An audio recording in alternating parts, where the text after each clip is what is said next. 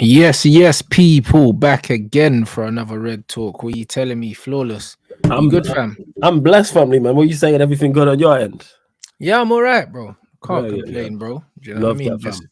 one of them things. Had the show with Lewis earlier, reminded me that Man United and Chelsea are probably as bad as each other, bro. Oh yeah. Shout out Lewis. You know what I'm saying? That's Bro, family it's tree some right joke there. thing, Yeah, bro. yeah, When they're yeah. We got chatting, and I was just thinking, bro, both of us, neither of us believe our team can win the game. yeah. And we're We just also sitting there, like trying to convince ourselves that each other's team is gonna win the game. it's going to be one of the worst draws in recent times. That's what I Yeah, would say. bro. This has Yeah. 1-1 draw written all over it, man. Look at the team you got. And you got Rashford and Garnacho versus And Hoyland. Jackson Oh, and Madueke. You know what I'm saying? And that, like on hey, the bro, wing. listen, I'll take Jackson and Madueke, blood, over That's where we're Garnacho at. and Rashford, bro. I'll take That's them. where we're at. Yo, think about it. The two tens could be Gallagher and McTominay. this is where we're at. It's nasty work, This is man. where we're at. It's horrific work, man. It's horrific. It's horrible. It is. Yeah, with No. like I said, it's got 1-1 draw written all over it. I'm not looking forward to the game. We're Mm-hmm. bad, they're worse. It's gonna be horrible. I'm telling you that right now. It's gonna be terrible. I'm telling you. I'm Yeah, telling you. trust me. Nah, bro. Mm. And that's the thing, that bro, when I'm looking at their team as well, yeah, there's no reason why they should be performing like this, bro. And that's why the funny thing is, I think that Poch might survive, you know. I think he might survive because Bowie, You're yeah. gonna survive. You know why? Because bro, they sacked Graham Potter, yeah. Mm-hmm. And it's like I almost feel like Todd will just double down on the fact that he made the right decision and stick with him, because all the rhetoric coming out from him is that we've got good players, individuals, we're just waiting for them to mesh to become a team. Do you know what I'm saying? That's the rhetoric I'm hearing from him. So it's almost like he thinks like time will fix it, blood. Like that's what it seems like. And if that's the case, that's great, because that's one less team we're competing with for a manager. they You get what I'm saying? can't. They can't. They can't keep Poch. They can't keep Poch. Not in the slightest. Like, come on, like all the evidence is staring you in the face. Do I believe Chelsea actually have some talented individuals? Yes. However, they don't even have a system in place. Like I that's know, where but bro, they Chelsea sacked is. Tuchel and Potter. I forgot Yeah. he sacked Tuchel and Potter. He Yeah, sacked two yeah, because managers already. Tuchel makes sense because that wasn't their guy. So they're gonna want their new guy. The way they sacked him was foolish though, because they had him there. He had a summer. He spent But money, they had him and then recruiting, he recruited, bought brought in players, Aubameyang, and then got rid of it. It and was then you mad. sacked him like a few days, and it's like that makes no time. Then you go and get Potter, which was a mistake. Like they listened to all of the fan noise because the Bro, conversation I don't think Potter was a mistake, you know. I think he was a sacking mistake. Potter was the mistake. I No, don't think getting Potter in was the mistake. you know what it was? The reason why I say it was a mistake is because they listened to all the meat. Because I remember the conversations in regards to Potter. Oh, best manager outside of the top six. Once he gets a big six job, he will do fine. And we watch what that did to him. Do I think Potter's actually a good? I've said it before. Do I think he's a good manager? Yes. But for where Chelsea are trying to go to, no. And that is most managers managing. There's levels to this management game. If you just want to be a Premier League side who plays good football, solidified mid-table, maybe a little higher up, Potter's your guy. Like, for instance, if he went back to Brighton or if he went Brentford or he went Palace, Potter's fine for that level. But when you are trying to do what Chelsea are, their aim, you don't spend $1 billion. Your aim to not go and win Premier Leagues and Champions Leagues. To me, that's not Potter. That's the issue that they have. And we watched the job absolutely destroy. Like, he looked a shadow of himself at that job. The job looked too big for him. Because even when Potter, people say that, but even when Potter got his players, he got some of the players in January. Because I remember Lewis talking about this. All right, let's give him his players in January. And he got some and it didn't look any better. Which players? That was perfect as well. Whoever they signed in January. They signed players in January. Bro, I'll be real, yeah. From what I remember of Potter's Chelsea, because it was a small sample size, they kept the ball well. They just couldn't score goals. They struggled to score goals. And that was probably down to personnel more than anything. So I think Potter's Chelsea were better than this Chelsea. Like, don't get mistaken. Yes. But like when I'm looking, and I don't mean in terms of players, because this Chelsea's got better players, but in the way that Potter had these guys playing, yeah, was better than what we're seeing now, bro. At least when I watched Potter's Chelsea, I could see a team that looked like they were being coached. This team looks like they man just dashed them out there, and Poch looks like he just put the team out there, and he's just like, you man, figure it out, innit? That's very legit much what looks it like is. that. That's what it is. Lewis, I don't know if he said it on your stream, but he said it when I was on his channel yesterday, and he was like, "Yo, they are PMP FC, man. Palmer and Prey." I was like, "Yo, you spot." It's like, "Yo, you spot."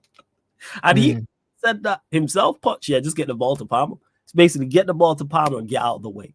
That is, but no, Pot is Poch worse than Potter? Yes, but neither of those two are good enough for where they're trying to go to. Even though that comment said for where Chelsea are right now, because they're legit a mid-table club right now.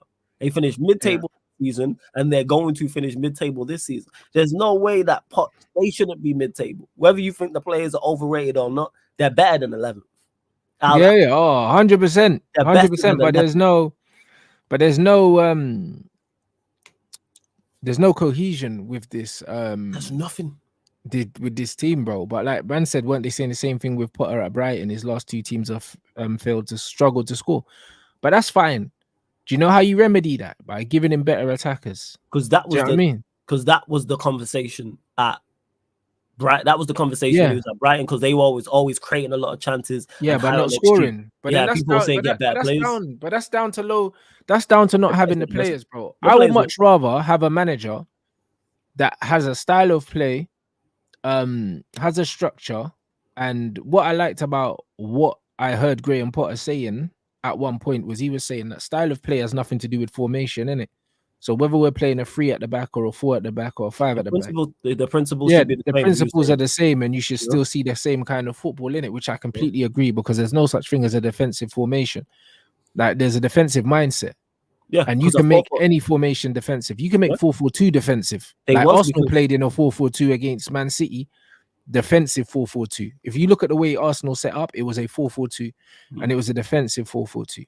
So it's one of them things where the shape does not dictate the mindset of the team, in it, but giving better players. Same with Van Gaal, Man United's Van Gaal. We had a great defensive record, but everyone was calling us 1-0 United. Yeah, and you mentioned it there, 4-4-2. I use an even better example. Stoke under Tony Pulis. They was a 4-4-2 side with a left midfielder and a right midfielder. Everton on the left, Pennant on the right. Not winger people, midfielders. And then they had two box-to-box central midfielders who would get forward, but also get back as well. But no one said, oh, they play two strikers and two attacking wingers. No, like you said, any formation can be. And that's what it is with Potter. Like, Potter's, don't get me wrong, good manager to a certain level.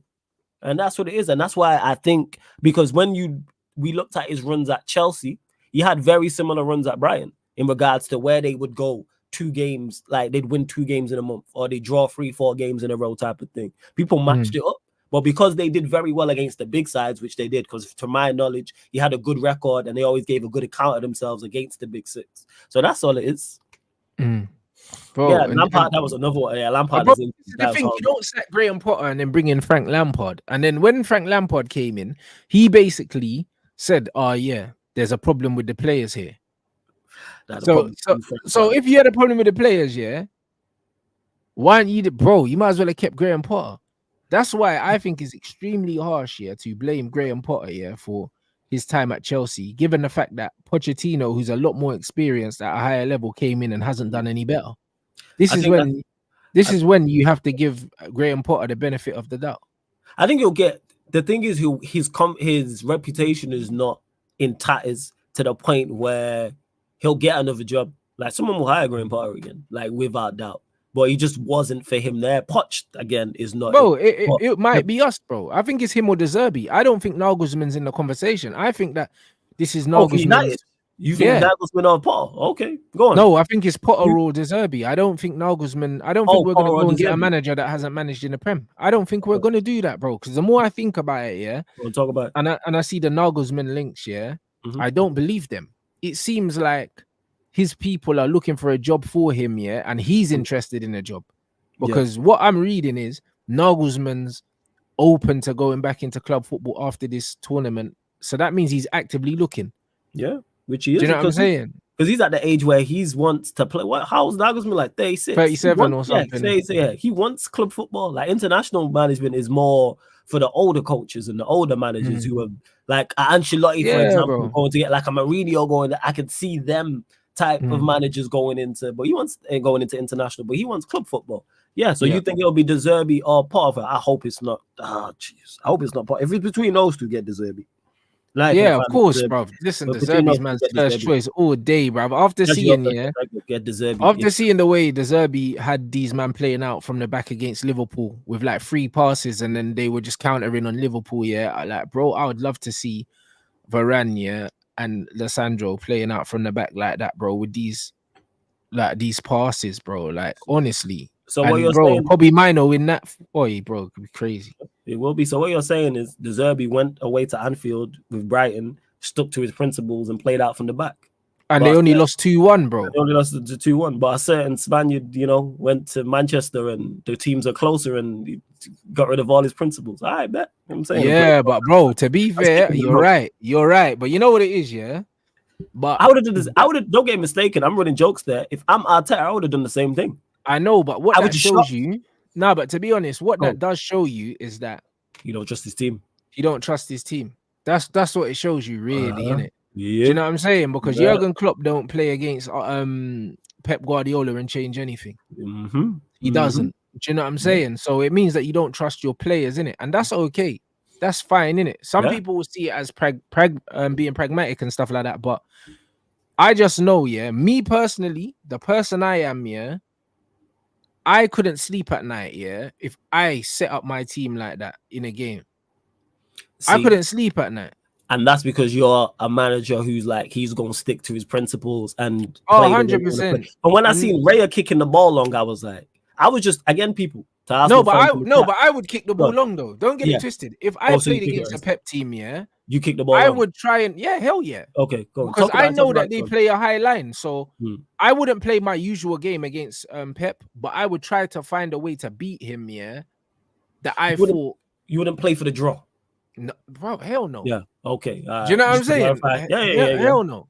Do you know what I'm saying? Like, bro, like the way I see it is, and what Potter does and some other managers, what Poch used to do at Tottenham and stuff like that. When he used to play against Man City, he used to play a 3 at the back. And he actually had a decent record, with that 3 at the back against Man City because he tried to set up in a different way to disrupt Man City. Do you know what I'm saying? So it's one of them ones where man's saying he got 4 points from City. Bro, it doesn't matter, bro. Them man got 1 deflected goal in the last game. They weren't good, bruv. Like, everyone can talk about the points and that. It was pure luck, bruv, that they won the last game. Let's not play now. Do you know what I'm saying? Yeah. One thing I will say, it just surprised me. That's what it was. Yeah. But 100%. I didn't because I've never, to my knowledge, bro, even the Community Shield was a deflected goal as well. Let's not pretend that them man didn't jam it against City, bro. Yeah, cool. It looks good on paper, but be honest, they jammed it, innit? Do you know what I'm saying? But what I'm saying is, Pep plays a high line, so Arteta going long is the right move. It's the right move. That's how we should set up. That's how Liverpool play. They kick it long straight from their goalkeeper and they start the attack there. If you're playing against Pep's side, do that. You can get 100%. I respect that. If Arteta said, yo, we're going long, we're going long. Which they did. It just surprised me because I've never seen him change his principles. I don't have a problem with that. I don't have a problem with that. I feel like every manager's got to have their own style of play. However, if you know you're playing against a team that's better than you, you have to have a plan B. Loads of people say, that certain managers don't have a plan B. Yeah. Having every player behind the ball for the whole game is not a plan B. That's not a plan B. Do you understand what I'm saying? That's not a plan B at all. It's a plan B if it's we're here for a point. That's what he was there for. He was there for a point. Yeah, but bruv, who plays for points though? No. But here's the difference though. You wouldn't. Now that's not a surprise to hear you, but you know who will? Miguel Arteta, because you just shown us. And you know what the crazy part is? I do the same thing because I'm that type of manager. I would have done the same thing. So again, to Arsenal fans, you would have just parked the bus and said, we don't need to score today. If I don't trust my team, 100%. He don't trust his team. Why do you think Gabriel Jesus was playing left wing? Because he's better defensively than Trossard and Martinelli. I hear you. That's why. And again, to people in the chat, that's not a criticism. I think Arteta actually made the right move. He was like, you know what? Let me get this point and win the rest of our games and see if we can win the league. But I just don't like how certain Arsenal fans were complaining about how Porto played, but then we'll praise Arsenal for doing that against City. When the gap between Arsenal and City is closer than the gap between Arsenal and Porto. So just saying, Yeah. I don't want to hear Yeah. Arsenal fans complain Yeah, about. bro. But the way, but Porto didn't authentic. sit back. I thought Porto were gonna sit back against Arsenal, but they didn't. Hey, Arsenal Do you know- fans said they did, but go on. They didn't though. I don't know watch about- along for both games, bro. They tried to score goals. They didn't sit back. They Yeah. they were No, they were they pressing tried- Arsenal and stopping them with the press up high, bro. Like No, Arsenal they didn't press City high. They dropped all the way back. They dropped off. They tried to counter attack. It's just that they weren't like offensively. They're not all that, but more so. didn't You have the mentioned it quality. already. The mindset, like that's what it is. That's a defensive mindset from Arsenal against City. Nothing wrong with having a defensive mindset, but when Porto had a defensive mindset, it's all Portuguese, Burnley, all this. Like no. But when you lot do it, it's defensive masterclass and the best team out of possession in Europe and all these type of things. Like no, you can't have it both ways. Is what I'm saying. That's what it is. 100%. But people need to not rewrite history. Do you know what I'm saying? And this is what it is, and that's what I'm saying. The Emirates game, bro, they scored one deflected goal, bro. If they replay that game 10 times, bruv, you don't even win 8. You don't win 2. Well, it's probably 0-0, but I think it just goes to show Arteta don't trust his team because their attack is not all of that. That's what it is. Their attack. So we thought a point away at the Etihad, we've beat them at the Emirates is a good point, and I tend to agree with that. But hey, man who said that in the chat, I'm not even trolling. That's what I've seen. Best out of possession team in Europe. Yeah, someone said that. I think someone tweeted that, said they're the best team out of the bruv. Like, do you know what I mean? We didn't say that about Sam Allardyce. We didn't say that about Sam Allardyce. Small wins, bro. Like it is what it is, innit? Like it's great. It's great. Do you know what I'm saying? If it goes down to the end of the season, we end up winning nothing, then you can have the best team out of possession trophy. Yeah. Do you know what I'm saying? Bro, it's like I'll make one. Make one, it's please. All right. That's brilliant. That is absolutely brilliant. We'll make the trophy. I just don't like the hypocrisy of it. That when teams are defensive against Arsenal, some Arsenal fans want to complain. But then when Arsenal are defensive against Manchester City, it's best centre back. I see Klopp will say, Klopp will come and say, they didn't try. Only one team tried to play football today and all them. You see, when I hear managers say stuff like that, I'm just like, bro, don't be embarrassing. Especially when you're playing against low teams, bro. Them man do that. It's your choice. It's your job to break them down. Their job is to make it as tough as possible for you to win the game by any means necessary. We're not here to make it easy for you to win. So only one team. Same way when we drew away at Anfield, and there's only one team who there's So for real, man, have to run agendas. I respect it. But remember the Anfield thing though. Yeah. You know what's crazy though? Was it Van Dijk who said something? And it's like, so what? And Klopp. We shouldn't be turning up to Anfield and parking the bus though. As Man United, we shouldn't be doing that. In Manchester United in name, yes. But when you look at what we had no choice. Our front three was who? Haaland, Rashford, Garnacho that game. Our midfield three was Casemiro, Maino, Amrabat. The fullbacks were Dalot. Was it who played fullback? Was it Dalot? Was it Lindelof? You can't remember. I'm not sure, but as far as I'm concerned, if you're a Man United team, you turn up to every single match, and you should be trying to punch back, and I get that. And in 100%. And even if you want to play counter-attacking football, you still need to actually want to try and win the game, bro. Like United aren't even trying to get forward. Fuck that. Do you know what I'm saying? I'm not on it, bro. I'll be honest. I'm not on that, bro. I don't think that any of the so-called big 6 teams should be playing against each other, and not trying to win the game. I don't believe it. I agree with that because you should trust your team. And in an ideal world, yes. But I look at it on a case-by-case basis. And in regards to the Anfield game, that's one of the games I look at and I go, Rashford, Garnacho, Haaland should have scored actually. Yeah, but was that all that was available? Was that all that he decided to play? There was no. Remember what was on the bench? I remember because we had a lot of McTominay was in midfield. It wasn't Casemiro. Okay. It was Maino. Cass got suspended, I think, for that game. Cass was injured. Bruno got suspended. Okay, that's what happened. I looked at the team and went, "What can you do?" Like, yes, in an ideal world, we should be going everywhere, and there should, even if we're counter-attacking, there should be the aim. But more so, that's because of the players we have available. We don't have players available to go where I go, oh, you could have done more. We could have done no more. Defensively, I thought it was very good. From an offensive standpoint, we've watched this team be awful all season long. And now we're going away to not only one of the toughest places, one of the better defensive sides as well. We scored less goals than Luton Town. Yeah, We're 18. nasty. Yeah, nasty, bro. Yo, so I It's can't, bad. as much as I'm critical of Ten Hag and want him gone, I look at it and go, I would have done the same thing. But again, it's all personal preference and approach. Because I'm a manager. I play football manager. You think I ain't parked the bus on FM? All right, let's just get a point. Yeah, but bro, I have nothing against parking the bus, but I have nothing against parking the bus, bro. Yeah. What I have a problem is, use what there you go. Okay, Do you know what I'm fair, saying? fair, It's fair. like getting in the boxing ring, yeah, and you don't aim and just to win, dancing around like what Dylan Dennis did, bro. He didn't throw a punch. He was just in there, just dancing around. You just surviving. You just get into the 12th round. You just surviving, bro. Like, bro, I don't believe in going out onto a football pitch to survive. Yeah, I don't believe in that. I get that. Do you know what I'm saying? Like, I can definitely see a team sitting back and looking to counter punch, but then when there's the opening, you have to throw the punch. Yes. Do you know what I mean? Man can't be at blocking and just throwing feints, blood, and then just moving around. Like, what you're saying. Do you know what I mean? This is what I don't. You have to be trying to hit back. I say this all the time in regards to football, counter punch. And Arsenal chose not to do that because Arteta was like, you know what, a point's a good result. And if they win the league, we'll look back at it and go, great point. If they don't win the league, we'll look back at it and go, should you have went for it? Because I've seen both sides in regards to Arsenal fans' standpoints on it. But some are saying great point, away at the Etihad, defensively sound. But then I've seen other, like my guy Eli, he's like, City are not at their best. They're missing players. If we do more, we probably go and win the game. I think people are misunderstanding me when I say, for instance, like park the bus, yes.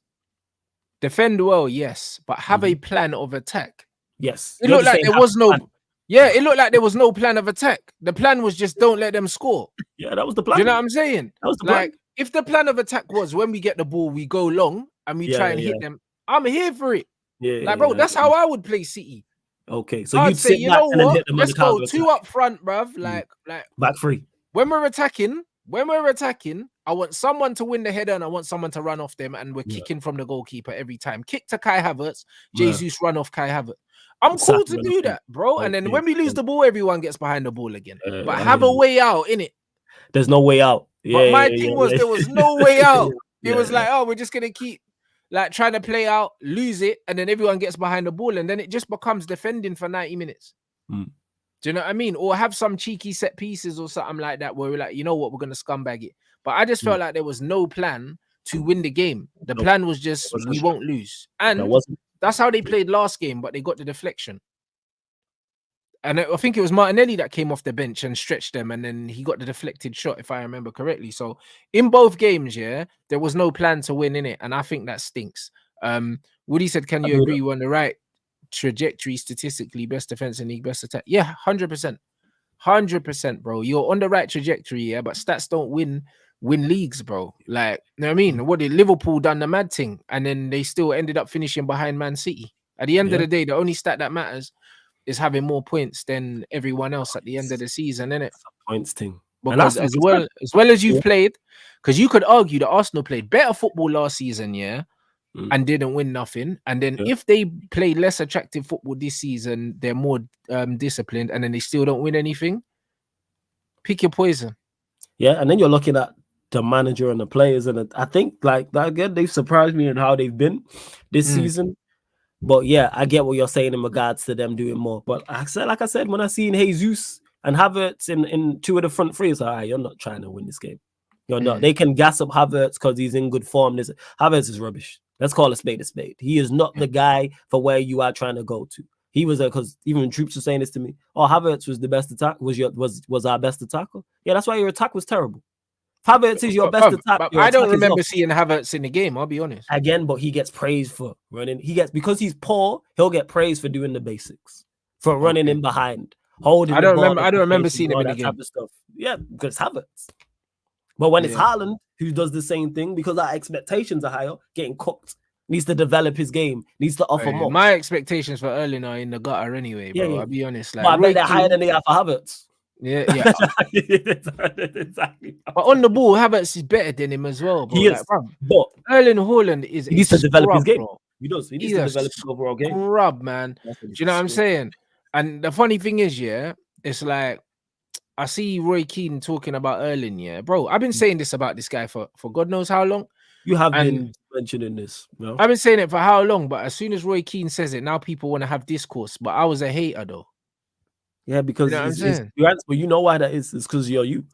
Bruv, it's That's what bullshit, bro. It's, 'cause Like, it's you. actually bullshit. Now people want to have a conversation about it. And now people are running the agendas with the videos of the rondos and that. I can find you videos like that of Jude Bellingham as well. I'm sure there's probably a lot of players that are like that with rondos and stuff. But what will happen is the same way you called number 7 a spicy Victor Moses. Wait till he gets criticized, and then we'll be having a conversation. But I've He seen won't it. get criticized though. I've seen it doing. Oh yeah, because you're not even on Twitter like that. But there's the video doing the rounds of every time he has a bad game, him limping off. Yeah. And people are saying this is becoming a thing, but someone put the comp together, so there is going to be. And I rate Saka, but he's another one. Him. Yeah, it's a mental thing, bro. Do you know what I'm saying, bro? Like, it's a mental injury, blood. That's why he always goes off like that. You know what I'm saying? Because man's pride's hurt. Do you know what I'm saying? Yeah, it's a pride thing. That man got to develop the game. Hey, bro, listen. He's got to keep up appearances, bro. Yeah, Fez. Your games have to develop.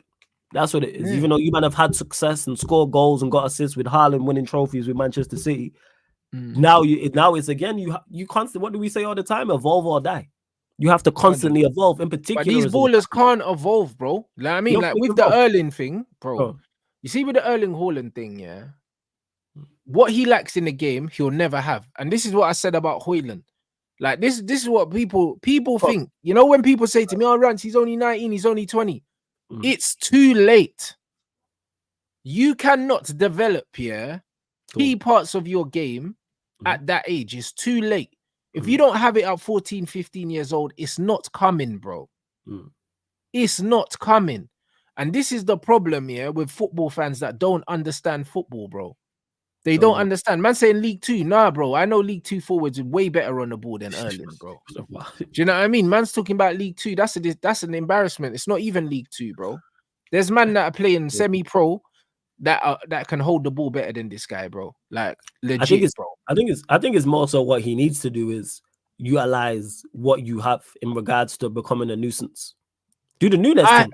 I hear that, but the thing is, that's not his game, because he's been similar to Lukaku. He's got through the game, not needing these things, bro. Yeah, and that's where it now needs to be like what Nunes does, because Nunes is just a nuisance. Because Nunes is technically not the best. He's not great, but you know what he is? Just a problem. The Haaland has the physical attributes, to do that. Yeah, but but Haaland's not strong though.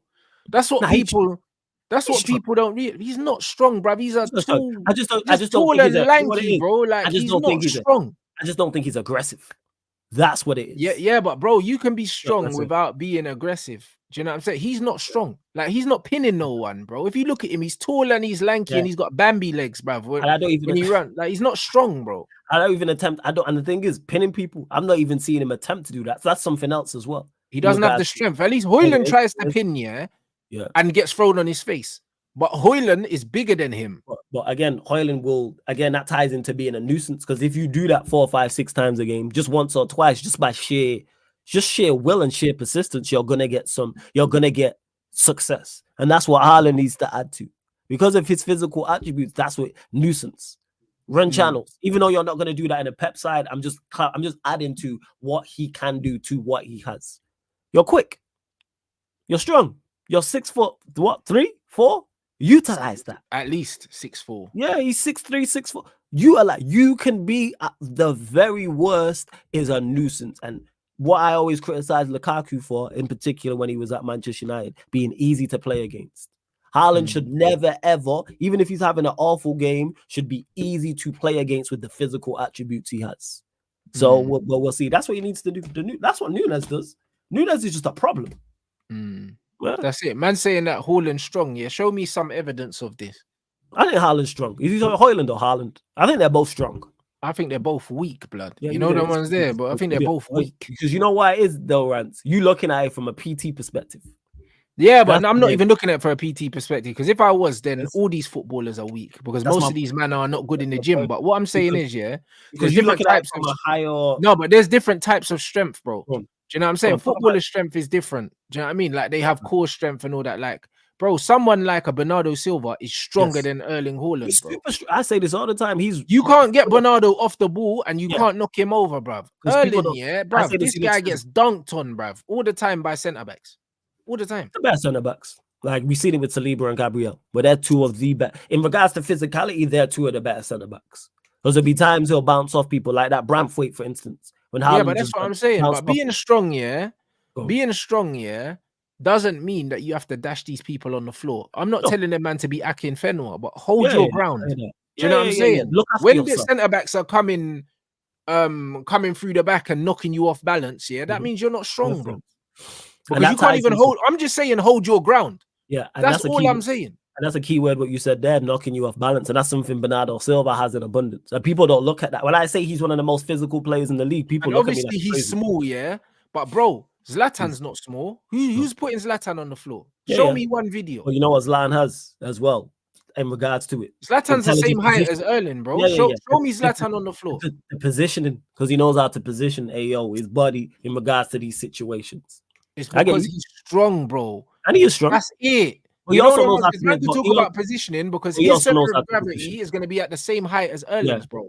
Also, Zlatan, the IQ to that, because there's a way to hold up the ball as well. Protecting the ball is you have to be strong though. Erling, is 6'5", bro, and for his height, he's probably about 12 stone or something. He's lightweight, bro. But someone that so way does he weigh the same as me? That's crazy, bro. 13 at a stretch, bro. He's skinny, bro. Look at man. No, like, he's not like stocky like that. Yeah, no, but you know what it is with footballers? Because footballers are lean, and they got low body fat. A lot of people think they're way more muscular than they are, bro. You know what I'm saying? Because they got low body fat. But these men are skinny, bruv. Like, it's even like when man show you like CR7, he's ripped to shreds. Yeah. He's not heavy, bro. No, he's not heavy. What's the word I'm looking for? Toned? Is that the correct word? Bruv, he's got height because he's got no body fat. But when you look at his muscle shape, it's just long, lean muscle. That's all it is. That's not heavy, bro. That's not heavy. These men are 11, 12 stone, bro. Like, and because these men are the same as me, man. I missed out. Fuck. That's what I'm trying to say, bro. You'll be surprised. You see how light these guys are, bro. You should have played professional ball. Jeez. They're very light, bro. Do you know what I'm saying? They don't have the strength. Didier Drogba and them, man. Drogba was 15 stone. You can't move. He was, Drogba was but to Drogba's point, that's it. Some people criticized him for his lack of technical ability. But you know what? He also was technical ability in certain points, but in certain points. Strength. But yeah, and he was also never easy to play against.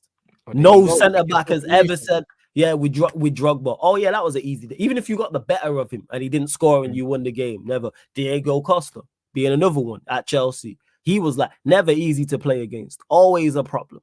Like that's what Haaland needs to be, is a problem. You are 6'5". He is a problem, but in a certain system, bro. Do you know what I'm saying? Same with Lukaku. These men need space to run into because they're not technical, bro. They're not technical. I said the same thing. Remember when Lukaku played for us? Against no blocks, he struggled. Yeah, he did. He's just he struggled, bro. How you have all them? How you have all those gifts from a physical standpoint and don't utilize them? That is just so frustrating when I watch Lukaku. But the thing is, you have to have intelligence to utilize those gifts. But do you know what I'm saying? Surely the penny drops and you go, all right, let me try something different. You don't have to be. You have to have IQ to an extent, but surely something.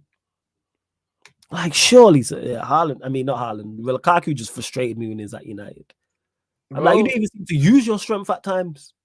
There was the one time he put Aspilicueta in the front row at OT. That's the only time I've seen him do something like that. So you can do that. And then he had one run from the halfway line. It might have been against Chelsea as well. It's like utilize it more.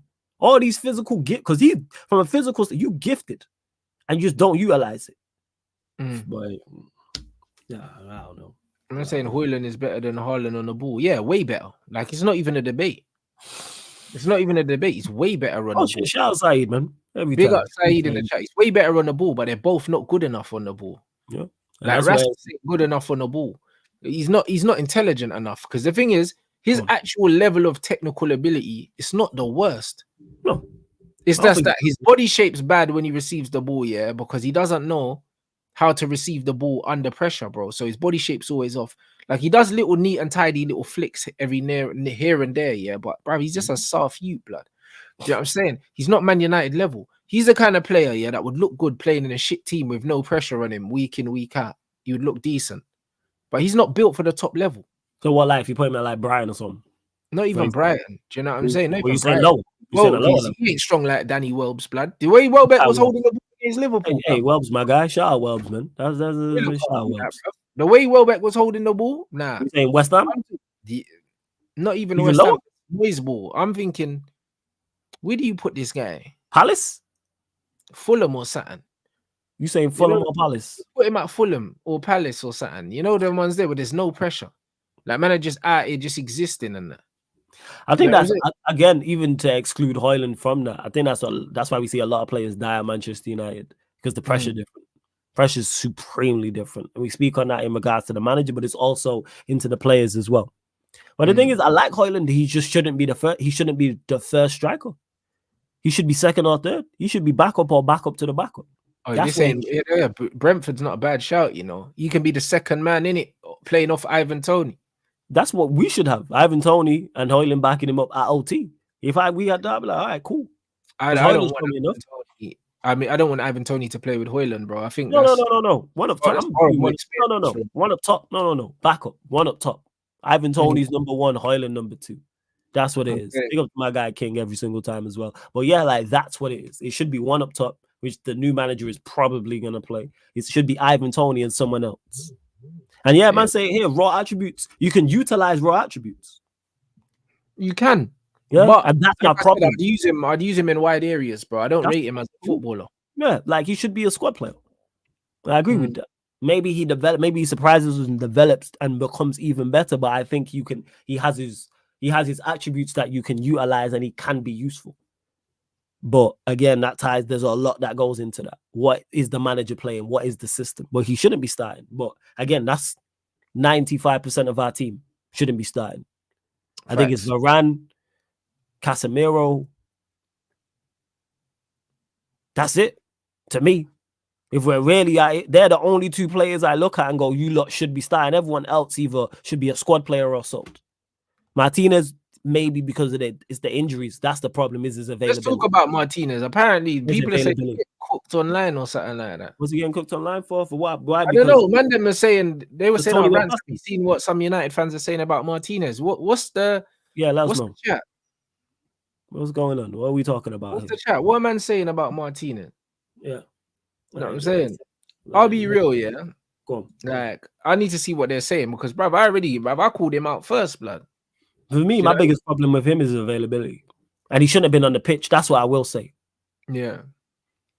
Nah, raw attributes does mean something. When you say raw, that doesn't necessarily mean bad. You like being quick is a raw. Having but you know what it is with raw attributes. Yeah? People use the term raw attributes now, yeah, and they look at physicality. Yeah. Do you know what I'm saying? They look at physicality, but for me, yeah, I don't pick players, yeah, with physicality being the main attribute because at the end of the day, yeah, the ball is the ball, innit? Football will always be football. Absolutely. But when I played in the gym, blood, it's played on a football pitch. Yeah. So because there's the thing you tie in, but when I say raw, you can be utilized. That if a player, there's certain things you can't teach. You can't teach being electric. You can't teach being quick. So if he's not electric though. When I watch this guy play, yeah, not electric, but he's got explosive speed, but he doesn't even know how to use it, so it's useless. And that's the point that I'm making in regards to if you put him in the right system and utilize that speed, you have a player who can be useful. But you can't make him run in the right areas. Like for instance, look at in the right system. You can look at Nicholas Jackson. Yeah, look at the way he runs the channel and the way he links play. You can't make Haaland do that. That's not his game. That's not his game. But exactly. So even though he's got the attributes, he's never going to use them because he doesn't know. He don't have in the right system. He can. That's why as in particular in a system game, that's why we see certain players. I don't think it's a system why he plays like that though. No. What I'm saying is that's why we'll see certain players who are in certain systems look so good and then they'll go elsewhere and die. Yeah, I think with Haaland in the right system, you have a useful play. He's not useless, is the point I'm making. No, he's not useless. But that's the point that I'm making. So when he doesn't know how to use the attributes, he is useless. Yes, he is. But I think the right system, you can get them. You can get that out of him. Is the point I'm making. In the right system, yes, because we've seen players who are worse than Haaland ball out and move for big money. We've watched this not ball out, but play well. Who? We've seen players like that. I mean, like Brighton. Look at all the who's left. Look at all the players that have left Brighton. Who's been successful since leaving Brighton apart from McAllister? Why did Mopai get his move? Richarlison's another one. I don't rate Richarlison, but he's been in good systems to the point. I think Richarlison. I don't rate Richarlison at all. I think he's way better than Haaland, bro. I think he's super limited. I don't rate Richarlison at all. But that's the point that I'm making. Yeah, but again, look at the difference between Richarlison and Haaland, yeah? Even if Richarlison's not affecting the game with GA, bro, he's a fucking nuisance, bruv. Again, yes, he is a nuisance. But you can't teach Haaland to be a nuisance, bro, because he's a soft dude. I think you can teach nuisance. I don't think Richarlison's listen, either you got that dog or you ain't got that dog. No, it's not about you don't have the dog, but you don't have to. It adds to it, but you don't necessarily have to have the dog to be a nuisance. Like you don't necessarily need that. I've seen players in nuisance, not necessarily to be like Nunes is a dog. Yeah, he is a dog, but like running the channels, like when I say nuisance, running the channels is a nuisance. You don't necessarily have to be like Danny Welbeck is not. He's a nuisance, and he's not aggressive like that. I wouldn't say Danny Welbeck has the dog. Yeah, he doesn't have to be aggressive. He's strong, but he's a nuisance. Is the point I'm making? He'll run channels, he'll hold the ball up, etc. That's all I'm saying with Haaland is that he's not useless. And in a system game, with the attributes he has, if you get him in the right system, he can be effective to an extent. That's why we see who's left Brighton, who's been a success apart from McAllister. All the players they've sold, if we list down the list, that's why Mopai is getting a big move. Mopai is not good. He's nuisance, but he's not good.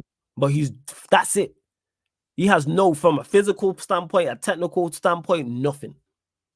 Mentally, I think Mopai does have some technical. He does have some technical. He's very limited. Well, but he's limited.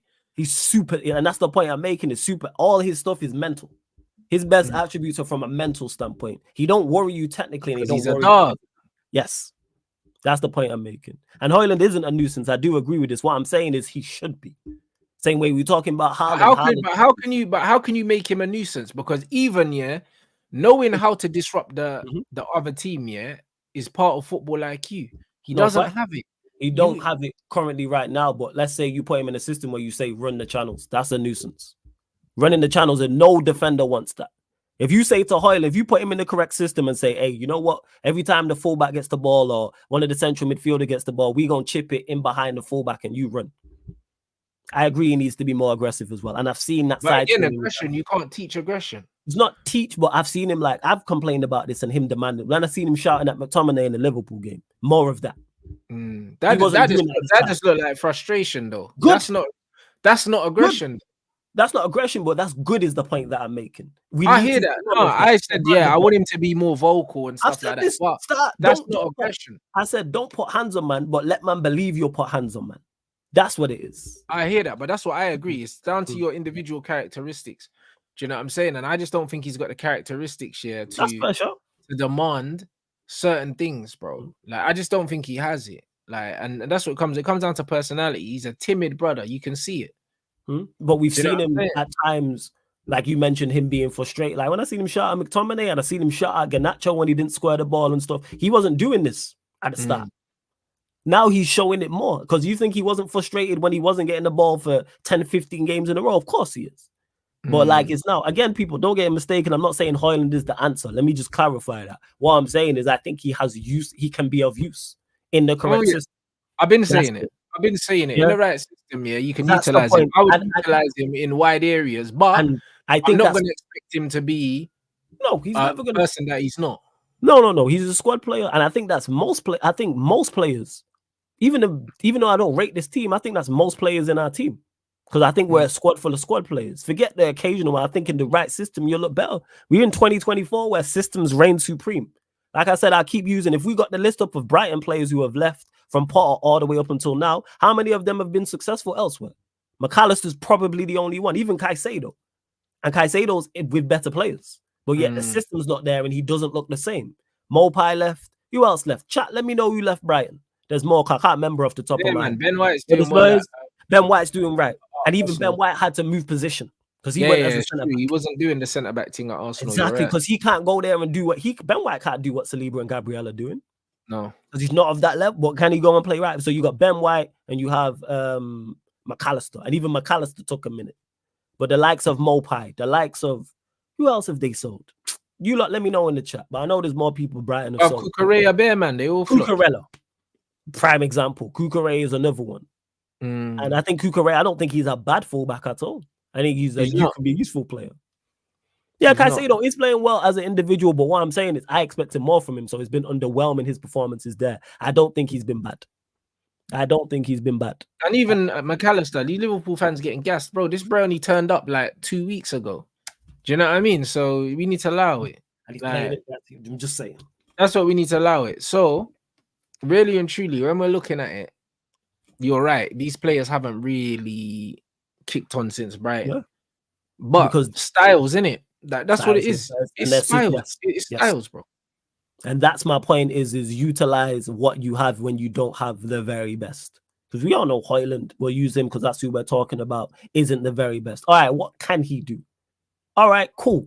Let's try and utilize that. Again, he shouldn't be starting. He's got height and he runs, innit? And the thing is he's height, but he's not even good in the air. So it's not even like he's an aerial threat, blood. It's just these new attackers are just tall and shit in the air, bro. Yeah, you mentioned it. He wide areas and like, all right, let's see what is what. Like, but he should be drifting into areas the areas that Jackson is dropping into for Chelsea, linking, running down the channels and stuff. But he's not doing that, innit? And again, I don't think that's the system because Chelsea don't have a system. And even when Jackson's playing in the middle, he still finds himself on the wings, innit? I think that's where his football IQ takes him. And I believe Jackson, did he not play out wide for Villarreal? I believe he was a wide player there. That's what someone told me. I don't know how true that is. It would make sense. So like him drifting out there is him being at home, so to speak. Like he's comfortable out there because he's played out wide. But I hear the point. Yeah, players do need to, and I've criticized players for this, take initiative. And that's why I criticized Haaland when he was going through his drought. Even though you're out there by yourself, you still need to do more. That's why when he started shouting at people, I'm like, good. Yeah, 100%. At least look like you're as pissed off as we are watching. Yeah. Because these men ain't out there to help you. And I think the penny dropped for him. And then that's when he was like, okay, his anticipation got better. He was on the move quicker. Because even when you look at when he went on his goal scoring run, apart from the Wolves game and the Villa goal where Maguire knocked it down to him, every other goal was like a tackle or a deflection or a mistake by them, like the Luton game, for example. That's him wide shot by Garnacho and he chests it in. Yeah. When he chased down, I think I can't remember was it Osho? Yeah, the Luton one, both goals. Yeah, when the centre back made the mistake. That's just him running. Yeah. You just chase man down. Quick. I utilize that. Like that's what I'm saying. Again, people, yes, we all know he should be third choice. I've said this. I said this all summer long. We should have went and got Ivan Toney, got Benz in January, and Haaland should have been third choice. That's what it should have been. But we don't move correctly. But hopefully we'll change that up. No, facts. So what's the consensus on Lissandro? Because Lissandro's weird, isn't it? Because talk about it's like he's short and he's injury prone. And he's 27. So it's like maybe that's what people are looking at. Do you know what I'm saying? As good as he has been, for us when he's been available, I'll have a look. He's not available enough, for you to start building teams around this brother, bro. He needs to prove his fitness to me. I'll be real, because he's missed more games than he's played for us now. So I don't trust him, bro. Agreed. No, I agreed. Like he needs to next season. I need you to be fit. Should he have been on the pitch against Brentford? No, you've just come back. You've trained 1 week. And he came on, and he didn't look good either because he just. And again. This is a problem because remember when he was at remember after the World Cup, he was on the bench. Yeah. He was on the bench after the World Cup, and I said, yo, why is this guy not fit? And it's the middle of the season and he didn't play. I remember you talking about this. That's what I'm trying to say. So it's like he's not a player like a Ledley King, for instance, where he cannot play for 3 months, not train and come in and he's a Rolls Royce. He kind of looks like a player that needs to play himself into match sharpness, innit? Because even if you remember the start of the season, he didn't start well either before he because you know what that is? He wasn't fully fit and it's shown. And that lies on everybody involved. That's Martinez, that's the medical staff, and that's Ten Hag. That's just our incompetence. And we're watching him and go, Martinez don't look right. And then ironically, we let him rest, let him get fully healed, he comes back and he looked like Martinez again. Then you rush him back against Brentford and he looks off the pace again. So maybe just wait. Why are we rushing him back against Brentford? If we were fighting for a title, I'd kind of understand it. You want your best players out there to see what we are not fighting for anything in the Premier League. But you throw him out there. Why? Camberwala's on the bench. Just put on Camberwala. What is why are we throwing Martinez for him to get injured again and then maybe potentially miss the FA Cup semi-final, FA Cup final if we make it? Make this make sense. Like, but again, this is just incompetence from everybody around us. Like, what are we doing here? Like, Marty, but yes, I agree with you in regards to next season, he needs to stay fit for the whole season. We need you a fit and available. Like, we can't have this because that's my only issue with you. That's my only issue with him because he's played well for the most part. You know what it is, man? Like, it's a small sample size from Martinez because he ain't been with us for that long. But because we had Harry Maguire, there's a danger that he came in and he showed us a little bit and we got gassed. You know, like that. Because really and truly, it's one of them. There's like, bro, hindsight is always 2020. And it could be one of them things where it's like we're expecting more from him, than he's capable of giving us. Do you know what I'm saying? Maybe we saw him play well at the beginning and we thought, all right, cool. He's going to kick on and he's going to keep playing at this level. But maybe this is just what we got, bro. In regards to the injury point, because I don't have any issue with his form. First season, cool. Once he came back from the injury this season, the second time around, he looked like him again. He looked like I had no issues with him on the pitch. Now, obviously, he looked off the pace, but he shouldn't be coming on against Brentford when we're under the cosh. Make that make sense. That's just foolishness from the manager's part. I don't know why the manager done that. And this brain got no height, and he knows that. He knows that Brentford are physical. Because the manager at Egypt, that's why, man. The manager foolish. Like, we know this. And that's on the medical team as well. They're also to blame. Because I can see he's not right. I can see he's not right. And you know this time, like, basics. You don't need to have physiotherapy qualifications and classes to see that. And there's no need to rush him back in this game. We played Chelsea. I don't think he's been crap. I think second time around, he came back, he was good. He looked like him again. First time around, he was off the pace at the start of the season. Then he got injured. Then he came back, he was fine. And I think he'll be fine. I like Martinez. I am a fan. My biggest concern is the injuries. I'm a fan of him as a footballer. Do you know what I'm saying? But is he a centre back? Yeah, I think he's a centre back. Yes. I've seen enough where I go, I think you're a centre back. And also I like him and Varane partnership there. I think they're a good duo for each other. That's one of the positions I look at and I go, I actually wouldn't touch.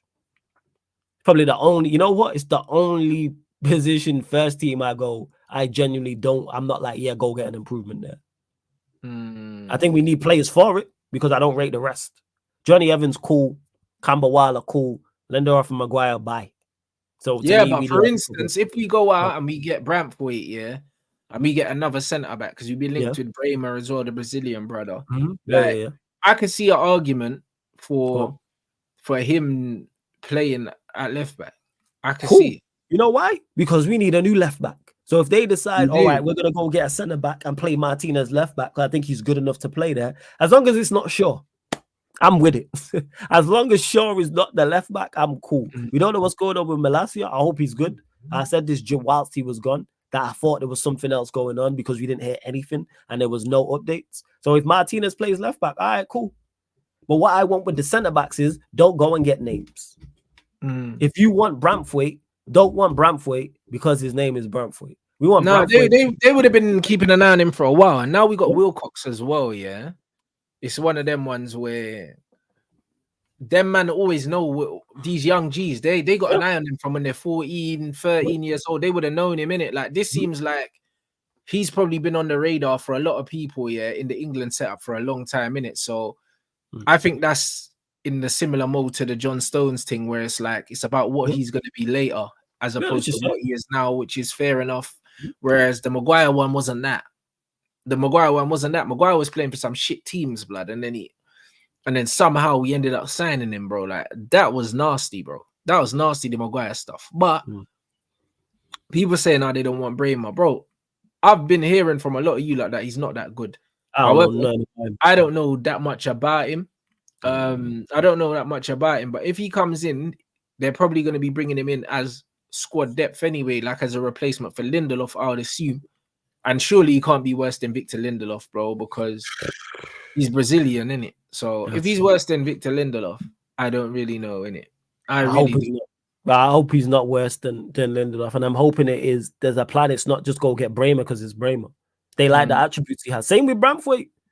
It's not Bramthwaite because, like, all right, yeah, he fits that. He has the attributes that fit whatever we're trying to do, whatever they believe Bramthwaite is good at. Because I've not watched him enough like that to go, yeah, he's good at this, this, and this. I don't know anything about Bremer, but I'm just saying, please, it be an actual clever plan. Not even a clever plan, obvious plan. We need centre backs that do these things. So let's say we don't get Bramthwaite, the next centre back we're linked with is like Bramthwaite. I think we're definitely getting him. I think that look where Everton are in the league. They got the FFP thing as well. Do you know what I'm saying? So they have to sell him, really. Do you know what I'm saying? They have to sell him. They need to bring some money in. So I think we will get him. So it's just one of them. It's just one of them things where I think it could happen, innit? I think it could happen. Plus one more. They obviously know who the manager is gonna be. Yes, that's the they should. Hey, Barada, you on the clock. Hey, time is ticking. Everybody else as well. You on the clock to get this right. Again, Bramthwaite. Again, people I don't know about. Do I have my doubts? Yes, because I have my doubts about our recruitment. Period. That's why. But yeah, bro, just get me. Like, bro, it's all about getting role players. Because even like Van der Ven, like. He's looked like a really good signing because he's very important to the way that these men play. He's got pace, and when you're playing in a high line, his recovery pace is mad important, and he's decent on bringing the ball out as well. Good enough on the ball, and he's good enough really in the physical. That's the point I'm making. That's the prime example, great example. Rants. Van der Ven fits exactly what Ange Postecoglou needs. So I guaranteed if they didn't go and get Van der Ven, they would have went and got somebody like Van der Ven. Who's quick, good on the ball, etc., left-footed, etc. That's what it has to be. They wouldn't have went from Van der Ven and then said, all right, we're just going to go get Harry Maguire, for example. They wouldn't do that. That's why Eric Dyer is no longer there and never got played because he don't fit what he was trying to do. I just want there to be a clear plan. All right, these are the centre-backs we are going for, whatever it is. But yeah, we'll see, man. I don't trust these, man. But we'll see. I don't know. We'll see, innit? But I don't know, bro. We got a rebuild coming anyway. That's one thing we know. Obviously yesterday, the chat was that WILCOX resigned from Southampton to come join as the technical director at United. Obviously he's got a good track record in like youth football. Yes, which will be good because that means he'll have a scouting network. You'll have a scouting network, and that will improve our academy. And so on and so forth. And also, I'm hearing that he's going to be involved in the summer in terms of bringing players in. Yeah, because your technical director has a say on that. Because I was trying to figure out what the difference was between a technical director and a director of football. And from my just basic research and basic knowledge on it, someone in the chat will know more than me. You probably do as well, Rants. You're saying that technical directors are more involved with youth players stepping up into the first team. They have more of an approach in that. And obviously he's worked. I did my research in what he did at City, got him to 2 Youth Cup finals, is managed there, etc. So it seems that it's a step in the right direction. And he's worked with Barada before, which also makes sense. Dan Ashworth was coming in as the Barada's guy. I think Barada's the one that brought him in. Yeah, Barada's guy. And I like that because Barada's thinking, okay, who works for what? And Dan Ashworth was director of football, which is something else. So that's what's going on with Dan Ash. But we don't know. According to reports, we don't want to pay the 20 M's. That's and we're not gonna. You know, like that. I have no issue with that. Go get someone else. Man United on some bad man thing, yeah. And I'm here for it because at the end of the day, yeah, the same with the Southampton thing. Man United offered Southampton money for my man. Yeah, for WILCOX. They turned it down, and he resigned. So he resigned. He said, "Fuck this, I'm leaving." Him out because he wants to be at Manchester United, which makes sense. He'll probably doubling his wage. I'm all for it. And the director of football, we need to be strict in negotiations as well. All right, if let's say we're saying, all right, we're only going to pay 10 million for the director of football. Do not pay over 10 million. And if Dan Ashworth we can't acquire, go get another DOF. Because he's not the only DOF out there. He's not the only DOF on the list.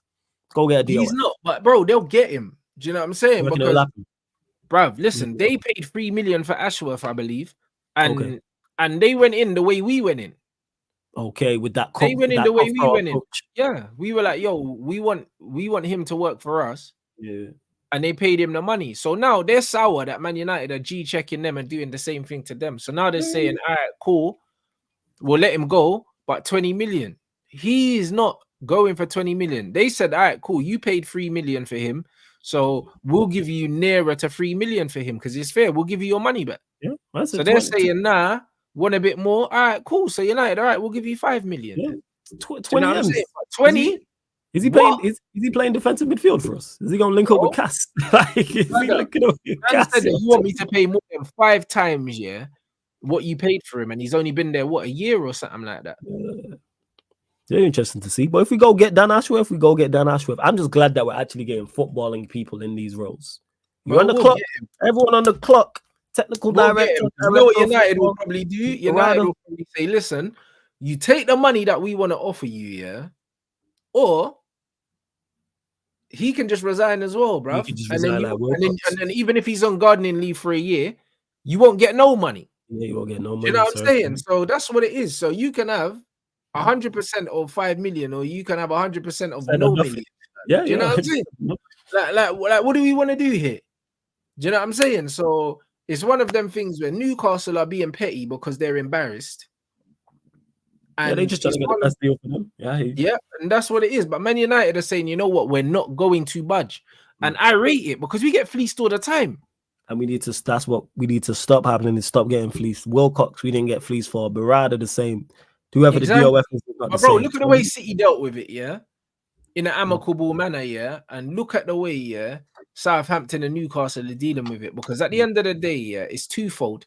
Firstly, yeah, man understand that Man United are strengthening, and that's not good news for a lot of people. But also, because they know Man United's got money, they're trying to fleece, man. Because the takeover was public. So they know that now we've got 2 billionaire owners. Yeah. So these men are trying to fleece, man. That's all it is, United tax, bro. But their man said, nah, we're not doing this. And someone mentioned that we need to get rid. And you know how United tax becomes not a thing is Manchester United. We're the only people who can get rid of United tax because United tax is a thing because of Manchester United, because we pay over the odds. We don't go over the mark that we set. Walk away from. Always be willing to walk away from any negotiation, and that's just their life. What Berrada said, and that's what Berrada said as well. Berrada said that Man City. He said that Man City, like. When they were doing their business deals, yeah, they always had a fee that they weren't willing to go over. That's why they walked away from Maguire, they walked away from Jorginho, they walked away from so many players. From Rice, walked away from Sanchez. Yeah. Sanchez, the list goes on. We're not paying over this period. We will walk. And this is what Man United need to do, bro, because we always get taken for jokers, bro. So now we need to just start telling man, this is how much we're willing to pay. We're not paying no more. Take it or leave it, brother. That's what we need to start doing, bro. And this is what we've done with WILCOX, which I think is amazing. Do you know what I'm saying? Because we've literally said to these man, listen, he's coming to us either way. So it's a question of whether you get your bread or not. Yeah, that's it. Do you want some money or not, bro? And I rate that, bro. I think that that's absolutely amazing because that's how we need to deal with it. The same with Ashworth. We've said to them, listen, he's joining us anyway. You've got him on gardening leave, so that means I think they're still paying him. So it's gardening leave, yeah, actually, yeah, I presume so, right? You get like 50%. Is it like what's the word? What happened during lockdown that everyone got put on? What's it called again? Furlough. Yeah, that's it. Is it similar to furlough? I think he's getting way more than that though. I think on gardening leave he's still getting paid, bro. Let me have I think he just ain't got no access to the Newcastle database and stuff like that, but I think they still have to pay him his money. Let's see. I'm just trying to figure this out now. Let me have a look. See, man out here just learning new stuff, people. An employee suspension from work on full pay for the duration of a notice period, typically to prevent them from having any further influence on the organization or from accessing confidential information. Full pay. So they're trying to get this bro off the books because they're paying him anyway. So basically, they're paying man to do nothing. That's crazy. So they want a resolution. That's why we can say, fuck you lot, we'll take our time with it. Yeah, so again, it's about they try to protect the database. Like he wouldn't have information of the most important things in the database anyway. Surely that's in the brain. Surely it's like, all right, if there's certain players who are quality, he's not going to forget them because he can't get to the computer. He's going to remember, oh yeah, such and such and such and such. But that's what I'm trying to say. So Newcastle are the only team, that lose in this, bro, because they're paying a man that's not working. Yeah, he's not working. Yeah, I didn't know that about gardening leave. That was full pay. I never knew what the phrase meant until you learn something new every day. I'm trying to learn the difference between direct football. By Newcastle, so Newcastle are losing out. So United can say, all right, cool. Yeah. You're paying him anyway. He's still working for us, and he's not working for you. Because behind the scenes, he's still influencing. What do you think? We're not having conversations on the daily. You think we're not having Zoom meetings every day? Yeah. Zoom meetings. We on the StreamYard. We in the WhatsApp group. Yeah. Oh, we're active in the WhatsApp group. Don't watch that. Do you know what I'm saying? So you're paying him to work for me. That's just all it is. So you can take the money that we offer you, or you can carry on, doing the pride thing, and you're just getting your nose slapped off your face because we're working regardless. You're paying him to work for me right now. 100%. Now you right. Spot. And you got no proof that he's working for me. Spot. Because all this shit's encrypted. Because don't think he's not working right now. All these players we're getting linked with, don't think he's not got nothing to do with it. Don't think, that WILCOX ain't got nothing to do with it either, bro. These men are working, bro. Now you spot on, fam. Spot on. And this is it. So Newcastle are the only team losing out right now. So they need to pattern up, really, and they will. But we're in a great position because if he wants to resign, and he's on gardening leave for a year or something like that, and he can't, who cares, bro? Yeah, it's a year, bro. We're not paying nothing, bro. It's the principle. Yeah, because he's still gonna work. He's still gonna work. He just won't officially be there. But he's still the director of football, but he's not officially on the books. It'll be interesting to see how it goes. They might say so WILCOX and Omar Barada might have to deal with all the transfers this summer if Ashworth can't officially be there, but Ashworth will still be involved. Yeah, he'll still be in there. Yeah, he's still in the WhatsApp group. He's still in there. Yeah, he's still in the WhatsApp group. He's still in the emails. Do you know what I'm saying? He's already got a Man United email, bro. Don't watch that. He's still in the CC bit of the emails. Bruv, he got the Man United email already. You know he's got the business email, blood. And Ashworth. Man. Dan.Ashworth at Manchester United. No, not even Dan. If the full name, Daniel.Ashworth. Man like Dash and that, bruv. You know what I'm saying? Nah, bro. He's working regardless, innit? So Newcastle are doing the pride thing, but won't last long. Take it, equal 5 million and fuck off. That's what it is. That's what we're doing. Yeah, like he wants to leave, just let him leave. But if they want 20 M's, all right, put him on garden and leave them.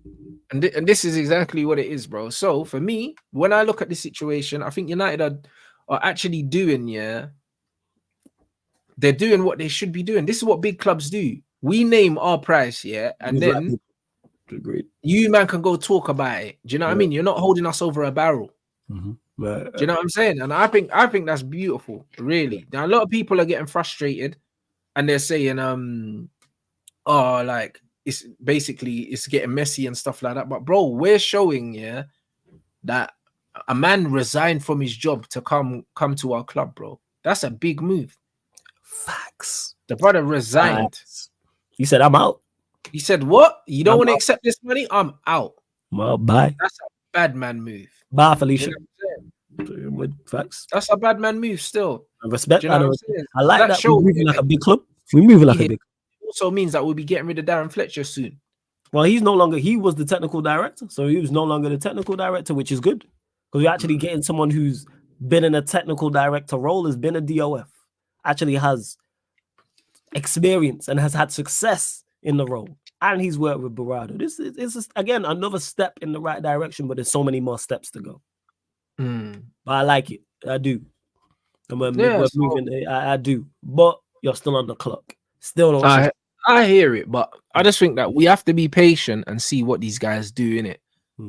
I think we have to wait and see what these guys do. I'm looking forward to seeing what happens in the summer. I'm extremely confident this manager's not here.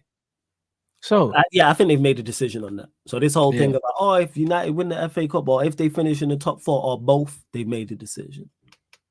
Yeah, but We'll it doesn't matter. Yeah, that's what I'm saying. I think they've made their decision regardless. Because I've been asked that question. People have asked me, like rivals have been like, "Oh, do you think if he wins the FA?" And it's like, no, I think they've made their decision. And if they keep him, any us out. I'm just saying that from now. Yeah, it's just like that. Yeah, 100%. Me too, bro. Listen, I want him out if he stays. Yeah. But even from the quote that we saw, I'm saying that they're going to decide the style of football and the manager has to play it. It's easier to do that with your own manager. And that's the way. It's easier to dictate terms with your own manager because then you have that meeting before they come into the job. Because Manchester United should have a set style. We are the restaurant. This is the cuisine we make. Then you go and get chefs who make that cuisine. We are a Caribbean restaurant. We are Italian. We are Chinese, whatever the case may be. And then you go get the best chefs for said cuisine. Not we interview you and you decide what food we gonna make and what cuisine we go. No. Don't work like that. Hey, brother, don't gas me. The niece manager's Italian as well, blood. Don't make me cry, bruv. Don't make me cry, bruv. You know, like that, bro. Get the Zerbi, fam. You're on the Zerbi. I'm like, yo, go get someone new. That's my personal. Man have to get the Zerbi, fam. You really sold on the Zerbi like that, isn't it? Brother. Do you know what I'm saying? But nah, honestly, people, obviously, man need to eat and that. But before we go, some Jude slander. Do you know what I'm saying, bruv? Do you know what I'm saying? We need to watch this video again. Nah, bro. Nah, honestly. Because we were talking about rubbish footballers, yeah. And them man were doing the Erling Haaland Rondos thing. So we need to watch this Jude video again, bruv. Man, this is amazing. This is Jude, yeah, and Chouameni, bruv. So now we need to watch this. Look at this, bro. Look at man's first touch, bro. This is Erling, bro. This is Erling. Look at this. This is where we're watching footballers, bro. Look at this bro control of football, bro. Look how stiff this guy is, bro. He's awful, blood. This guy. Like, bro, this is what I'm saying. And this is the bro that's playing in the 10 for England, you know. And he can't even pass the ball back. Look at his control, blood. He's crap. Look at the pass. Like, bro, he's awful. This is what I've been trying to say to you, man. So you see when everyone's doing the Rondo clip here with Erling, look at this pass. Bro, it's dead food, bro. Chouameni, how can his Robona be better than a normal pass? Look, Jude's not moving to control it. Look at this. Chouameni is ridiculous. Bruv, look at this, bruv. He's wank, bruv. And this is what I'm saying. This is the Brer playing, yeah, in the number 10. And Chouameni's running all over the place, bro. That's what I mean. Dusty baller. This is exactly what I'm trying to say to you, man. And this Brer's playing for Real Madrid. And this is why you can't listen to people.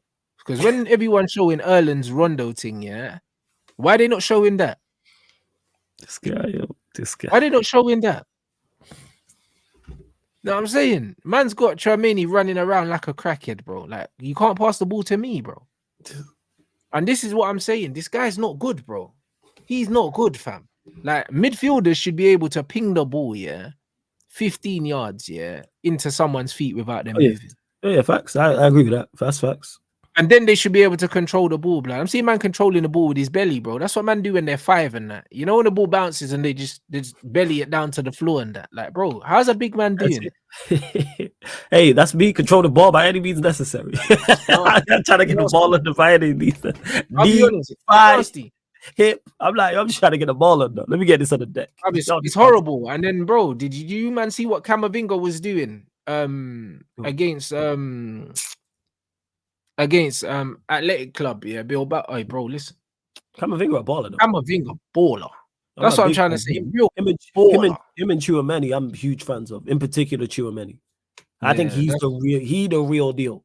Every time Camavinga's the bro. He's the real, like, he's just silky, bro. You know what I'm saying? Super impressed every time I watch him. He's different. Do you know what I'm saying? He's unbelievable, isn't it? And that's what I mean. All this Jude gas, yeah, man can't control, yeah. He can't control like a basic pass, bro. It's an embarrassment. I'll be honest. It's an embarrassment. And this is what we need to do. Like, we need to actually show people. We need to show people these things, blood, because we saw Jude Bellingham, yeah, play What do you think he is? Do you think he's an 8 or a false 9? I'm not false 9 and 9. What do you actually think his best position is? He's a false footballer, blood. That's what he This is. guy, no. But what? Bro, he is.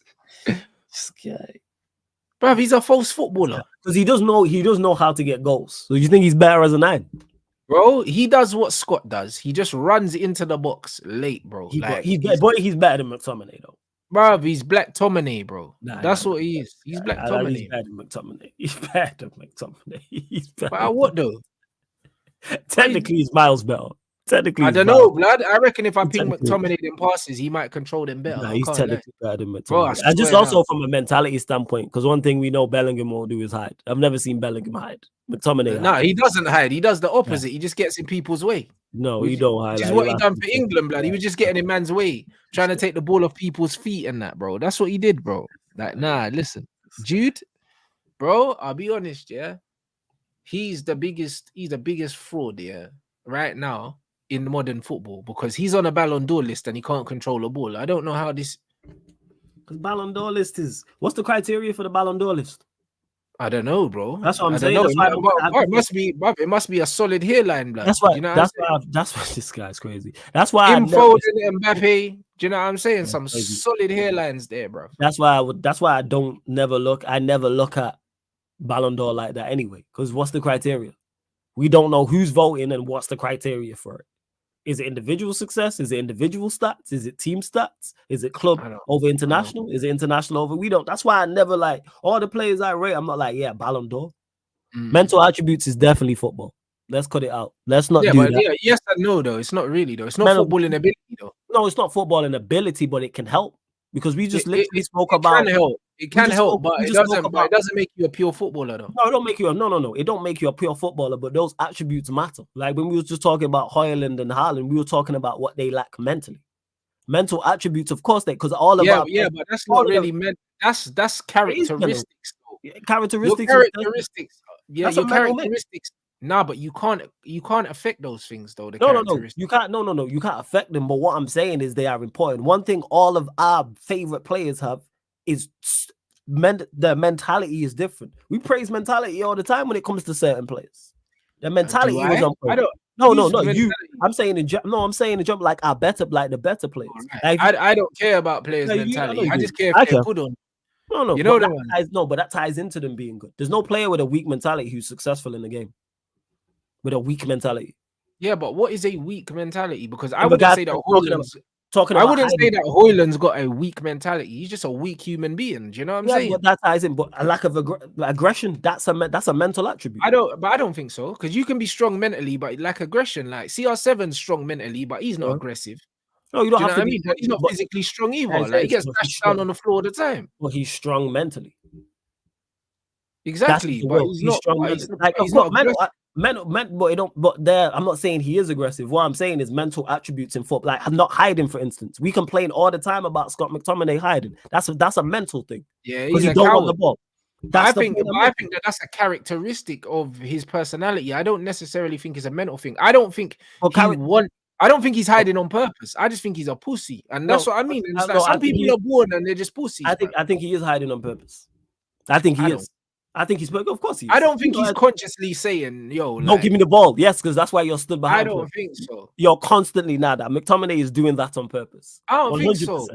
I just think he's shook, bro. Like, and that's what I mean. Yeah. I think he's just scared, and it manifests its way in him not wanting the ball because he's a shook youth. But you can't train someone out of being a shook youth. No, you can't. Mental attributes are very tough to change. I'm not saying you can change them. I'm saying you do to an extent. With most of them, you either have it or if you don't. What I'm saying is it's important. The comment that man said was mentality is not football. There's no player who's been successful with a weak mentality. That shows the importance of it. Yeah, but I wouldn't say that a man's mentality is. I wouldn't say McTominay has a weak mentality though, because Rare comes off the bench, scores flipping goals for us and stuff. I don't think his mentality is weak, blood. The way he finishes, I just think he's a shook youth, blood. No. I think that's an aspect of the game he's good at, but that's all he's good at is coming off the bench and scoring, and that's not even on a regular basis. He's done that 3 or 4 times. But if your mentality is not, if you don't have mentality, I don't think you come off the bench and affect the game as much as he does. But I don't think he does it that often. Like again, he's the shit guy who finally scores. But he's known for it though. No, he's known for it because that's all he does. He's done it enough though. Yeah, he's done it enough. No, he ain't even done it enough. He's done it 3-4 times this season. But we praise it because that's all he does, and because we're in the shit. How many times has he done it? 3 times? How many times he come off? He's not like an Ollie. Like No, I hear that. Ollie's known as a suit. Like when he played, by the way, people for those that Ollie's known as a super sub. Yeah, because Ollie had a strong mentality. Chico did that. You know that's what the I'm point. saying? But as a human, as a man, he's still a pussy. That's why he's a yes man. He was shit. He wasn't on nothing. Man used to bad up Ollie, blood. He got badded up by the hair. He dropped man and had to bring him back. Oh no, that's him as a manager. Yeah. We're talking about him as a manager. That's him as a man. But that's what I'm saying. He's got a strong mentality as a footballer, but as a man, he's just shook cute. And I feel like McTominay has got a mentality as a player in terms of like he works hard. He runs a lot. He's in the gym. He's doing all the other things. I think his mentality's there. He just ain't got this. He ain't got the heart, bro. Yeah, and that's it. Like, and again, I think he hides on purpose. When you're stood behind guys and not asking for the ball, I think that's on purpose. No, that is on purpose. When you are not asking for the ball and not showing for the ball, that's because you don't want it. You're saying, do not pass me the ball. If you're saying, you're showing that by actions. We watched him time and time again. I don't put down the lack of confidence, to a weak mentality. I feel like they're separate things. I think it's a weak man. I think there's like with physical attributes, there's a list of them. With mental attributes, there's a list of them. Not showing for the ball, to me, that's mental. That's mental. You do not want the football. Whether it's a confidence thing, whether it's an ability thing, whatever. But then look at Bruno. Bruno don't want the ball either. Then and Bruno is someone. And what have we accused Bruno of on a lot? We question his man. I think he's weak mentally. But bro, he doesn't come across as someone, that's got a weak mentality. You know what? He doesn't. You know how we know it's no. He comes across like someone that's delusional, and he genuinely thinks he's the man when he's not the man. He is, because at times he'll show, like, I think he has, what's the word I'm looking for? I've used this phrase before. He's got irrational confidence. He has, that's it, a rational confidence, but also have a weak mentality and have a rational confidence. Because I think it's on a case-by-case basis. Because I think he has a rational confidence in the right environment. You know, when you've heard the phrase, "Duppy know who to frighten." I think he's fine. I think he's fine in certain environments. You know, when I think he's shown he had a weak mentality when he got booked and missed that trip to Anfield because he didn't want to do it. If we're at home to Luton, is he getting booked in that game? Probably not. That's what I'm saying. Certain people in certain environments. If you put Bruno in certain, fine, he'll thrive in regards to his irrational confidence. That's why he never stands up in a big game. He'll want the ball against smaller sides. He'll show for the ball against smaller. Where are you in the big games? That's my point. He's running around. He's just running around like an arsehole. Do you know what I'm saying? And that's what he does. But I think in the bigger games, it's not that he hides, it's just that he's not good enough, bro. So the game by us. Well, you know what I'm saying? He lacks ability. It's the same with McTominay. He lacks ability. When I look at these guys, they lack ability. And that's why I don't think it's a mental thing, because, bro, if a guy's got ability, he's got ability. You can't question it. No, you can't question his ability. No ball, bro. Do you know what I'm saying? That's just what it is. I just think that different players' characteristics, manifest in different ways. Yeah, true. That's all it is. I get what you're saying. There can be players that can be really, really quietly confident and be strong mentally. Yeah. Do you know what I'm saying? And I think that the guys can be loudly confident, be strong mentally, but they're shit, bro. I don't think Bruno's got a weak mentality. I just think he's a shit footballer. No. I don't think he's I don't think he has a weak mentality. I think he's had weak moments mentally, though. That's the point that I'm making. He's got insecurities. I don't think it's one size and one case fits all type of thing. Because even with Bruno, we're talking about McTominay coming off the bench. Bruno got all these goals and assists from having irrational confidence. Because he will continue to try the same pass over and over, and he's done it at a much more consistent level than McTominay has coming off the bench. Is the point that I'm making. Like I said, McTominay is not Ollie, like you said. It's on a case by case basis. I think McTominay is in his comfort zone coming off the bench, because that's actually the only thing I think he excels at on a football pitch. Yeah, because it's a small sample size when he comes off the bench. All he's got to do is just think about getting into the box, and he can be the hero. And that's what I'm clarifying to the comment where he said mentality matters in football, because we question it all the time. Like in regards, I think that is overrated. I think it's overrated and it's over talked about. No, people only talk about players' mentalities when they're shit, bro. Yeah, that's a different conversation. I'm just saying in regards to response to that comment, it matters. You're not gonna have a weak mentality and succeed at the highest level being skillful. You can't just but I don't know. But then you could use the argument that to get to the elite level in sport, you can't have a weak mentality anyway. Yeah, that's the point I'm making. You need it. It's important. No, That's but the I'm point saying, but then you could argue none of them have a weak mentality, or else they wouldn't be there. No, I That's think the some of point it's I'm about trying to- but I think some of it, not the top of the professional football. Yeah, you can kind of get in because it's more sometimes who you know rather than what you know. I'm talking about the elite of the elite, the top of the game, which Oh, McTominay 100%. and Bruno, But in football, which yeah, McTominay but and you're Bruno right. are nowhere In near football, at. the majority of these guys are not elite. They're not. Do you know what I'm saying? The However, point I'm when I making. look at Scott McTominay, the way he takes care of how he takes care of himself as a footballer and all these things, I wouldn't look at him and say, "Yo, he's got a weak mentality." I'd look at someone like Luke Shaw and say that he's got a weak. No, mentality. I think he's the He's ultimate out of shape. professional. Do But you know what I'm saying? He's out of shape. He makes loads of mistakes in the moments, and that I would look at Luke Shaw and question his mentality. I wouldn't question McTominay's mentality. I'd question his ability. yeah, I question his ability all the time because he's not good enough. I question his mentality in certain instances. So he's the ultimate professional. He's never going to cause a ruckus. He's always going to train hard, etc., etc. Where I question his mentality in game, because I've watched you hide for years. You don't want the ball. I've watched you when our centre backs have the ball, game in, game out, stand behind man. Hey yo, and do this constantly because you do not want to get involved.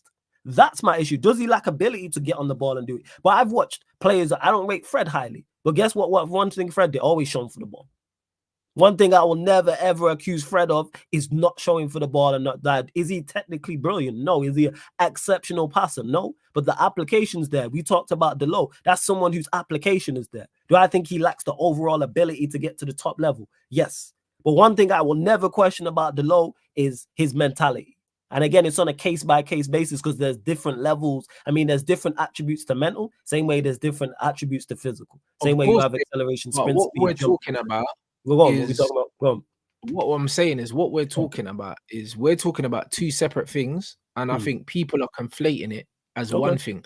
Because like when people say mentality, that's an umbrella term. Yes.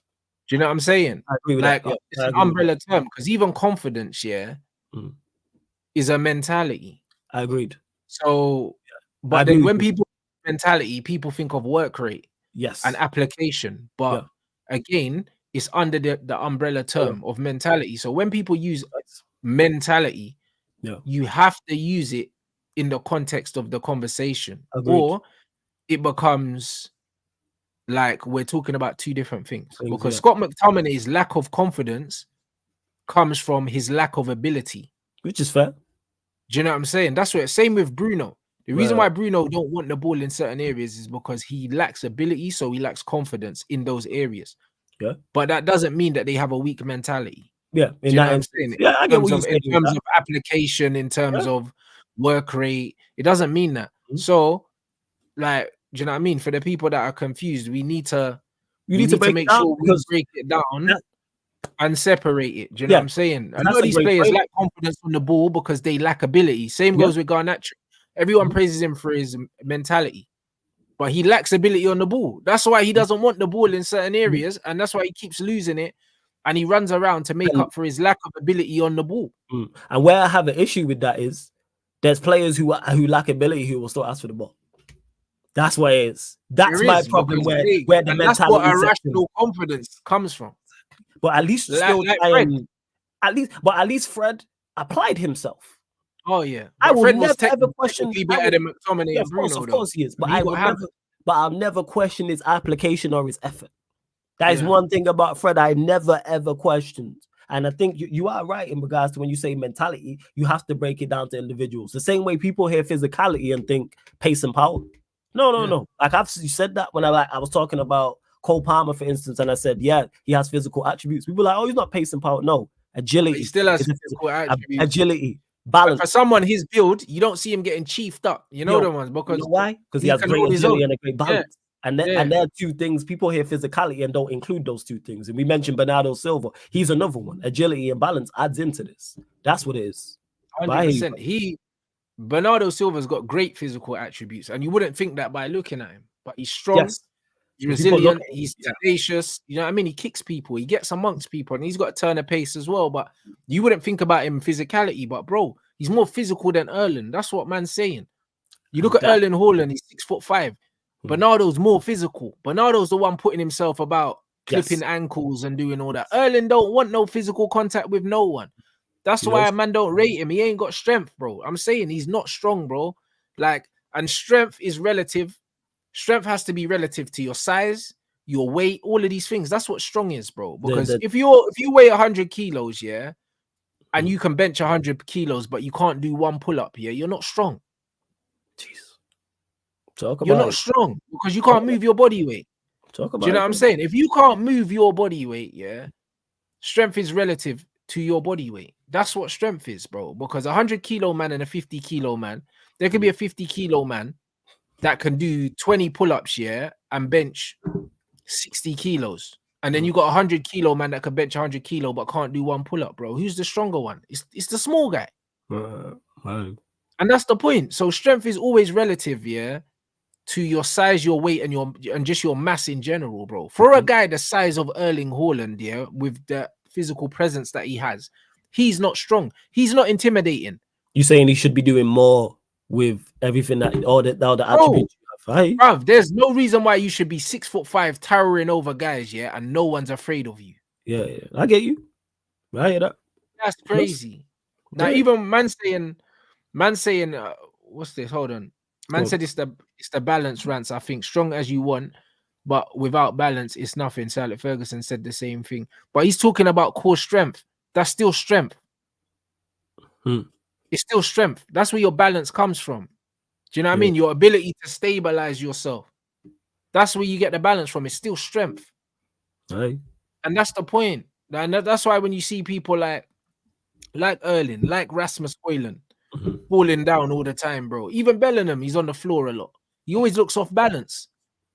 And he's quite a heavy player, but he ain't got good core balance, bro. Do you know what I'm saying? Whereas look at someone like Zlatan, bro. He's 6'5", but he's got mad balance. You don't see Zlatan on the floor. His balance is crazy. Because he's got mad core strength, bro. Because he's built like a fighter, bro. And you see Zlatan hanging from the punch bag doing sit-ups and that. His core and his center is solid, bro. Players like Zidane, Bergkamp, and all these guys, Cantona, solid balance, solid core, bro. And they're big guys, 6'2". Yeah. 6'2". Supremely strong, as was the Cantona. I mean, you can't move these guys. Yeah. That's what I mean. There you go. Same with even flipping Didier Drogba, bro. You bounce off him. Talking about it. Run into Drogba, you're gone. You're there. Oh, yeah, it's a wrap. Yeah, it's a wrap. You know what I'm saying? Yeah, so it's a wrap. Strength is relative. Like, you can be big and heavy and not strong, bro. Look at Harry Maguire. He's an absolute lump, bro. But his balance is mad. Bro, how many times have you seen Maguire on the floor? No balance, no agility. It ties into no balance, no agility. And he's got mass, but he's got no balance. So, like, your sheer mass here does not equate to your strength. It doesn't. It's how you use that. Right, if I'm trust. And that's just all it is, bro. So it's one of them ones. Even Lukaku, he's a big, heavy player, but his balance is dead, bro. I've seen Daily Blind here, boss Lukaku at centre back, just nudging him off balance. Bare Lukaku always losing his footing, always. Again, and this guy must be at least 15 stone. Agility, balance. Look at like. And I look at you and I go, I probably got better balance. That's what I'm saying. All these things are important and they tie in, but it's still strength. It's still strength, but it's not the superficial muscles, it's the smaller muscles in your core, bro. That's what it is. There's loads of players that are quite lean looking and stuff like that, but they're very strong, bro. They're very strong, and Bernardo's one of them. So it's one of them ones where that's 100% facts, man. But yo, people, run up the lights, people. Run up the lights, man. Do you not get a good shot? You learn new things, man. About core muscles, core mass, mental attributes. Hey, we try. You know what I'm saying? And you get the jokes and the usual stuff. We try 100%. Man's held off eating my food as well for the day, blood. So big up everyone inside. We're gonna redirect to Rants React. It's gonna be at 10. And then if anything, I'm going to hit up Adam, and we'll probably go live at 11, to be fair, for Red Talk, because he's in Canada, so he's 5 hours behind anyway. So love that. Yeah, bro. I'm going to go eat now. Love that. You know what I'm saying? And yeah, people, what you got coming up, bro?